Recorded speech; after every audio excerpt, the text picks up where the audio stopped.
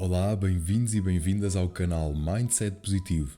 Como profissional de saúde a trabalhar já há alguns anos na área da neuropediatria, resolvi hoje explorar um tema vital para o bem-estar das crianças no mundo acelerado de hoje. A importância da meditação infantil e as suas vantagens para o dia-a-dia da criança e a longo prazo na sua vida. Vamos falar sobre o excesso de tecnologia e do mundo moderno na vida da criança e o que é que isso tem trazido para ela. Para o sono, o quanto isso pode influenciar noites mal dormidas, gerar ansiedade para os nossos alunos, para as nossas crianças, para os nossos filhos e criando, claro, como que um loop sem fim.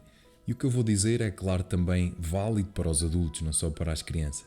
Mas vou direcionar mais para as crianças, uma vez que falo do desenvolvimento do cérebro infantil e da maturidade cerebral na criança.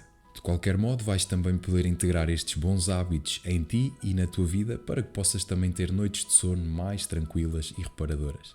E vamos começar por falar deste mundo moderno, sempre acelerado, e do nível de evolução tecnológica que conseguimos chegar em apenas 100 anos. É de lembrar, por exemplo, no tempo das nossas avós, das nossas mães, elas brincavam muito ao ar livre, na natureza, e não é por acaso que os ciclos circadianos eram muito mais tranquilos. Então, afinal, o que é isto do ciclo circadiano? Basicamente é o nosso relógio biológico, o que nos traz a noção de dia e noite, tal como uma orquestra. O corpo tem um ritmo e uma cadência, nos quais o cérebro é o maestro. Então imagina, até há 2 ou 3 gerações atrás, o sol nascia e as pessoas acordavam. Simplesmente a luz solar informava ao cérebro: bom dia, está de dia, vamos acordar. Como se de um interruptor se tratasse entre a sonolência e o estado de alerta. No fim do dia o sol punha-se e as pessoas sabiam automaticamente que era hora de dormir. E isso foi algo que sempre aconteceu. O nosso cérebro entender quando está de dia e entender quando está de noite. Então o que acontecia nessas gerações? A luz à noite era apenas uma lamparina ou uma candeia, ou a luz da própria fogueira, tal como nos nossos primórdios, ainda no tempo das cavernas. Era uma luz fraquinha, uma luz amarela. Não havia luzes brancas como agora se usam o tempo todo e que eventualmente poderás colocar até em ambientes em que tenhas que estar ativo, como por exemplo para estudar ou treinar, mas, à noite, a luz amarela é muito mais benéfica para nós. É mais indicada para amenizar essa sensação de luz na nossa cara, para o cérebro não entender que está de dia e que temos de ficar acordados. Então imagina, nessa altura dos meus bisavós, eles tinham uma candeia apenas e o cérebro entendia facilmente: agora está na hora de dormir, e começava a produzir o quê? Melatonina, pela glândula pineal que está no cérebro, que é a hormona começada a produzir antes de irmos dormir para podermos ter um sono tranquilo. Então a melatonina traz isso, a sensação de calma, de sono bem dormido, desliga os nossos órgãos dos sentidos progressivamente e permite-nos voltar para dentro. Então o que é que está a acontecer no nosso mundo moderno? Qual é o grande vilão do nosso mundo moderno? Os ecrãs, o grande, fácil e constante acesso aos ecrãs. E o que é que está a acontecer tanto para nós como para as crianças? O nosso cérebro fica acordado na hora de dormir. Simples assim. E porquê? Porque esses mesmos ecrãs emitem uma luz azul e essa luz informa o cérebro de que está de dia e acaba por atrapalhar a produção da melatonina. Então acontece todo esse drama na hora de dormir, em que a criança não consegue dormir, não consegue relaxar, e o mesmo tem vindo a acontecer com muitos adultos.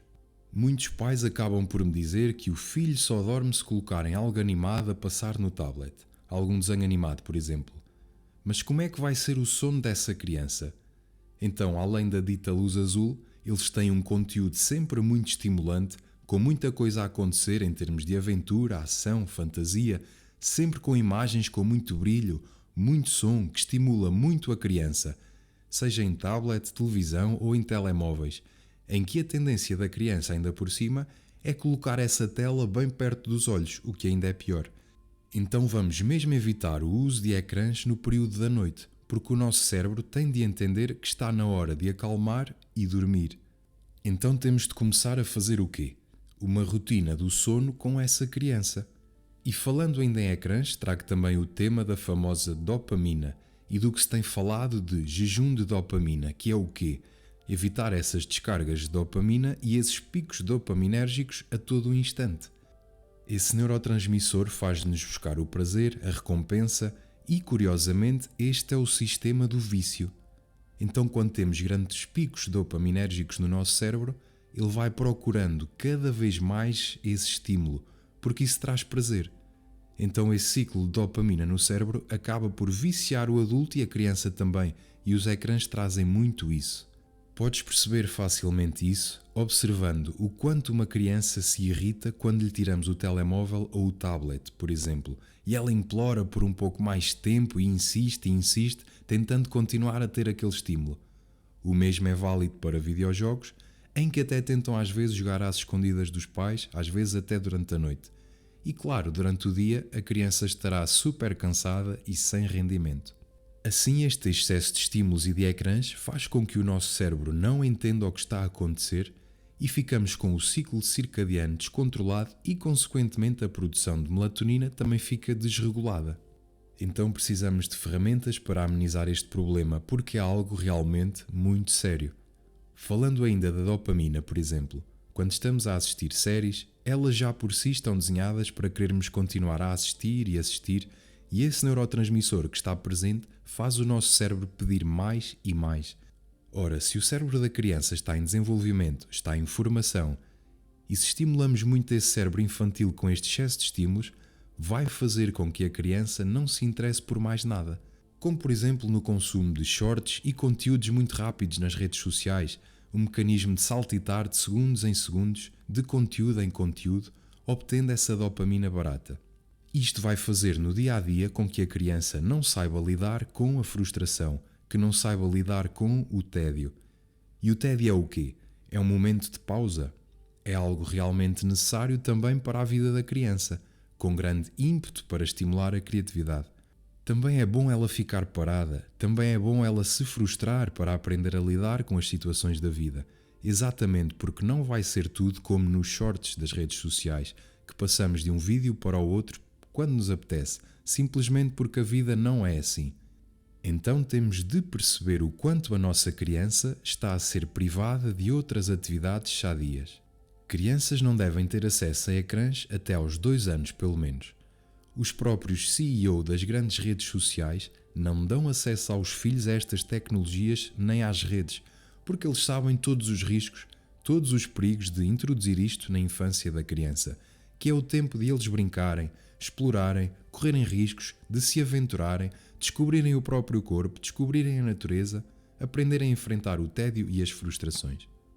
As atividades deverão ser lúdicas, criativas, divertidas, em família se possível, como por exemplo a construção de materiais, realizar jogos lúdicos, bijutaria, por exemplo, enquanto até se conversa, e que permita a criança estar no momento, contribuindo assim para um ótimo neurodesenvolvimento. Então é necessário estarmos atentos nesta questão dos ecrãs por isso mesmo, porque podemos estar a privar a criança de ser criança. Acrescento ainda aos riscos físicos, por exemplo, para os olhos, para a coluna, a criança fica muito curvada, estão muitas horas em posturas muito fechadas, como que hipnotizadas com o ecrã. Então é necessário abrir essa postura, abrir a criança para a vida, erguer a cabeça e olhar o mundo. E tudo se altera, a começar logo pela qualidade da respiração, não só pela mudança de postura, mas pelo largar dos próprios conteúdos dos vídeos ou dos videojogos que criam muita ansiedade, muita dopamina e vício. Os picos dopaminérgicos, a ânsia do passar de nível num videojogo, por exemplo, o sentimento de recompensa e o prolongar da exposição a estes estímulos acaba por fazer depois com que uma criança ache tudo chato na vida e não consiga ter o prazer simples em atividades normais e naturais por não conseguir precisamente atingir esses picos dopaminérgicos. Como é que uma criança conseguirá manter o foco num professor parado na frente dele a falar, imaginemos por 50 minutos, se está habituada àquele estímulo rápido e saltitante?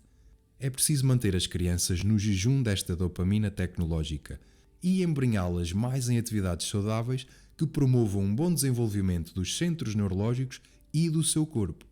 Então vamos reduzir o tempo de ecrã, ter mais qualidade em família, e quando falo de redução do tempo de ecrã, porque dizemos que as crianças passam demasiado tempo nestes estímulos, na verdade, os pais também. E isto não é propriamente culpa de ninguém, mas estamos a tentar todos gerir o melhor possível o viver neste mundo moderno. A meditação é um ponto de equilíbrio para este mundo moderno. Pode ser lúdica, divertida, com elementos para a criança treinar a criatividade, a imaginação. É algo realmente incrível. É transformador. As crianças são como esponjinhas que absorvem tudo ao seu redor e desde as primeiras práticas são notadas as diferenças no comportamento. Esta prática permite-nos criar vínculos saudáveis, memórias para o futuro desta criança, que irá lembrar com carinho os momentos em família, momentos de união, o contar de uma história, o meditar antes de ir dormir, tal como nos tempos dos nossos avós, em que se sentavam à volta do candelabro a conversar, tranquilos, fomentando e fortalecendo os vínculos. Quando me dizem assim, então mas agora o mundo moderno está muito mais fácil para as crianças, eles têm tudo na mão à disposição. Na verdade, para mim, o mundo moderno está muito mais difícil para a criança, justamente por isso, porque a criança não está a ter a oportunidade de explorar, de crescer, de ser criativa, para além dos problemas para a saúde física que estão a aumentar derivado do sedentarismo, a obesidade, a inércia mental do assistir a alguma coisa sem ter de pensar em mais nada, a falta de exercício físico por conta disso mesmo e todas as outras competências que não se desenvolvem por conta do sedentarismo. É também preciso dar à criança tempo para ser criança, algo que muita vez na correria desta vida não permitimos. Seja ela explorar uma folhinha no chão, que acabamos às vezes por não ter a calma e a consciência de o permitir devido à agitação constante desta vida.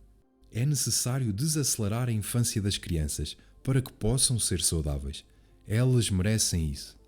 Em relação aos benefícios da meditação, há automaticamente um relaxamento na criança só pelo ambiente colocado, tranquilo, calmo, colocando-se numa postura confortável, quietinha, onde a criança fica a ouvir a voz que a está a orientar, o que fazer, como respirar, por exemplo, respirar 5 vezes, perceber o ar a entrar e a sair, a barriga e o peito sobe e desce, começando a tomar a consciência do próprio corpo, consciência das próprias emoções através de algumas meditações com histórias que ensinam sobre a raiva, sobre a tristeza, sobre o medo, sobre o luto. Algumas meditações que tenho publicado colocam a semente e passam a mensagem sobre a autoestima, autoconfiança, de valorização pessoal, de que está tudo bem em ser diferente e por aí fora. Algumas já têm passado em escolas e tenho tido feedbacks muito bons de pais, de professores, de educadores, que se abrem também eles mesmos a explorar o mindfulness, o que é maravilhoso. E note-se que é normal a criança fazer birras, não parar quieta, tal como ao vulcão que é normal entrar em erupção. É normal a criança chorar, exprimir as suas emoções como sabe. A criança não tem o córtex pré-frontal formado, que é a parte racional. Por isso não podemos cobrar da criança algo que ela ainda não tem para nos dar. Então é necessário respeitar cada fase da criança com muito amor e com muito acolhimento.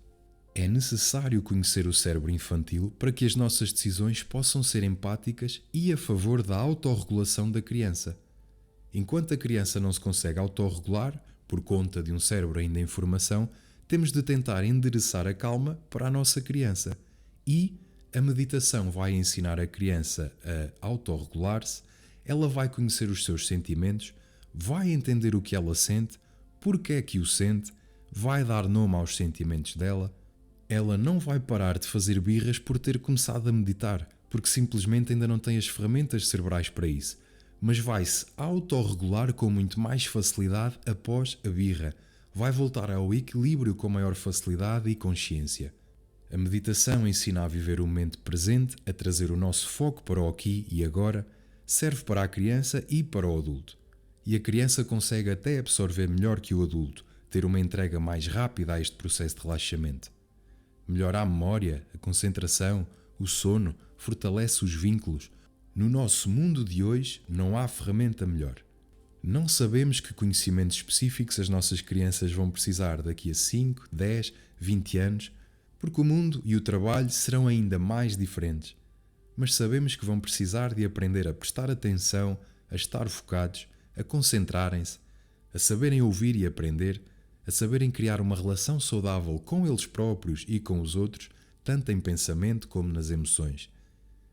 Esse conjunto de competências e habilidades está no cerne da prática meditativa. Isto começa tudo com a atenção e o estar presente. Quando o professor faz a chamada na sala de aula, por exemplo, o aluno responde presente, mas por vezes é só o corpo que está presente. Embora cultivar a atenção plena e a consciência tenha a designação de mindfulness, poderíamos também chamar-lhe heartfulness, que é o coração pleno, porque não se trata apenas da cabeça e da cognição, mas do nosso ser inteiro e das nossas múltiplas inteligências e formas de conhecer e ser, inclusive é sermos gentis e bondosos conosco e com os outros. Independentemente da designação, já há inúmeros estudos das neurociências e das áreas da saúde que mostram que o mindfulness é uma capacidade essencial para a vida e que tem consequências profundas na nossa saúde física e mental, melhora a aprendizagem, a inteligência emocional e o bem-estar geral ao longo da vida. É uma ferramenta muito simples e muito relevante que acaba por proteger os efeitos negativos do cérebro em desenvolvimento, do stress e de noites mal dormidas. A criança tem um desenvolvimento celular extremamente rápido. Logo, nela esses efeitos são ainda mais destrutivos que no adulto. O ponto positivo é que as crianças acabam por viver mais no momento presente que os adultos. Não estão tão preocupadas com o passado ou com o futuro. A meditação tem efeitos positivos nas regiões importantes do cérebro que estão relacionadas com as funções executivas, controle de impulsos, processo de decisão, capacidade de ver as coisas através de ângulos diferentes, com a capacidade de aprender, de memorizar, melhora a regulação emocional e o próprio sentido de conexão com o nosso corpo, o nosso sentido de consciência corporal. Obrigado por me teres acompanhado até ao fim. Vou-te deixar com um exercício muito simples que podes fazer com o teu filho ou com a tua filha antes da hora de dormir. Coloca-o na caminha, confortável, com um ambiente tranquilo, luz amarela ou ausência de luz. Dirige a tua voz com calma, pede à tua criança para colocar um peluche, por exemplo, em cima da barriga e diz-lhe apenas para inspirar e ver ou sentir o peluche a subir e expirar e ver o peluche a baixar. Isto dá-lhe noção dos próprios movimentos do corpo, dá-lhe calma, foca no momento presente. Se a tua criança for mais velha, podes fazer com contagem 3 segundos a inspirar, retém o ar 2 segundos e deita fora também durante 3 segundos. Faz isto durante apenas 3 minutos que seja, todos os dias, durante uma semana. Lance-te o desafio, deixa o teu feedback se notaste alguma diferença no sono da tua criança, no comportamento da tua criança. Podes deixar nos comentários, partilha o vídeo, muito grato e até breve. Obrigado.